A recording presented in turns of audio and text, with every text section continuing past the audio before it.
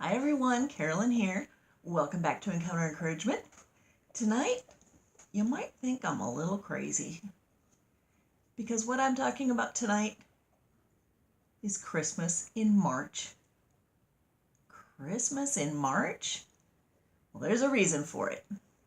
Now, I'm going to go back to something that I did several years ago. I've told you before that I come from a very big family. Right now, I'm on the top generation. I have no aunts or uncles, no parents, no grandparents. So I'm in the upper generation. Several years ago, when there were not 62 or 63 of us like there are now, I decided that I was going to get a gift for every single member of my family. That was over 40 gifts. And I thought, how in the world can I do that on a budget? Well, I figured it out. And here's what I'm going to suggest to you so that you too can truly have a giving Christmas, because giving is what it's about.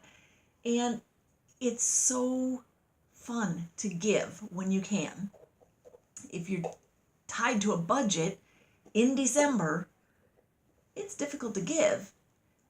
And you want to because it makes you feel good. But you can't because you don't have the money. Here's how you can start. Right now, write a list of everyone that you feel that you need to give a gift to at Christmas time.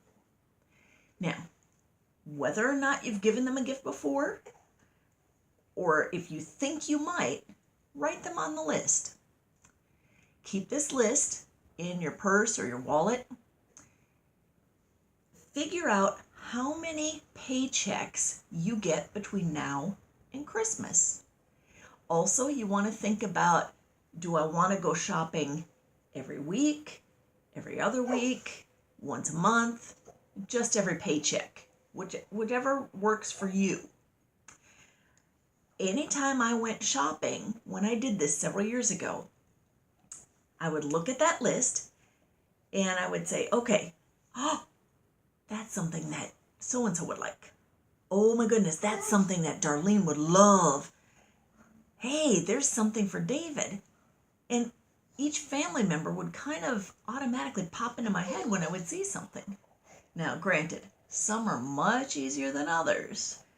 I could have bought for Darlene 15 times over, and certain other family members, I was hard pressed to find something that I thought was perfect for them. In any case, I purchased for each person as I saw fit. I wrote down by that paper, every time I would buy something, I would write the person's name and how much I spent and what I purchased, where I purchased it. And that way I would know for the next shopping trip, don't buy Darlene that mousse. She already has something on your list. And so I knew what it was, when it was, how much it was. I could make my list. I could have my limit on there, and I knew what I got for each person. Now, I was able to get everybody something that year. A few years later, several years later, my sister had some more kids, and they didn't get something that year for Christmas when all their siblings had gotten something. And so when I went to visit them later, that's what they had asked for, was the same thing that their siblings got, so that they could feel like they all had that same thing. Now, another way to make Christmas fun is to plan ahead for a game that is all over the internet, and it's called the Saran Wrap game. You can get people now to find little things in their house, a deck of cards, a small bottle of perfume, a wallet, a little tiny photo frame, all these different little trinkets and things like that. And you wrap them up in saran. Now, my suggestion for more fun, get the really good saran from Sam's or Costco. It sticks much better. You wrap these things in there, and you usually put something bigger in the middle, like maybe money, a $10 bill or a $5 bill, $20 bill, whatever your budget might be. And you just start wrapping and wrapping, and you add more things to the outside and wrap around it again. Sometimes you cut the paper, the saran wrap off short, and do a wrap with nothing in it, just wrap. Then what you do is you continue to, one person everybody gets in a circle, and one person has the ball, one person next to them has a pair of dice. When the person has the pair of dice, they're shaking until they get doubles. As soon as they get doubles, then they get the ball and start to unwrap. Anything they unwrap belongs to them until the next person gets doubles. So it's just a fun way to start now thinking for Christmas and have everything ready. And it's a little less pressure, a little more peace in the season. And it just makes for a much more fun Christmas. So just a couple things to think about. Christmas in March, who thought we'd be thinking of that?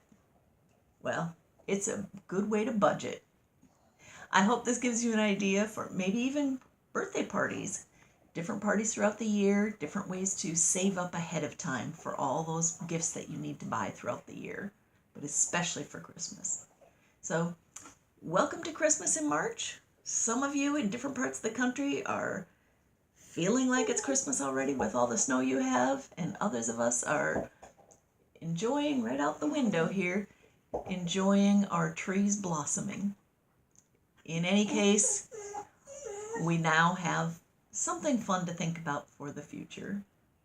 You guys have a great night. Thank you for being here, and look forward to seeing you soon. Until then, be blessed.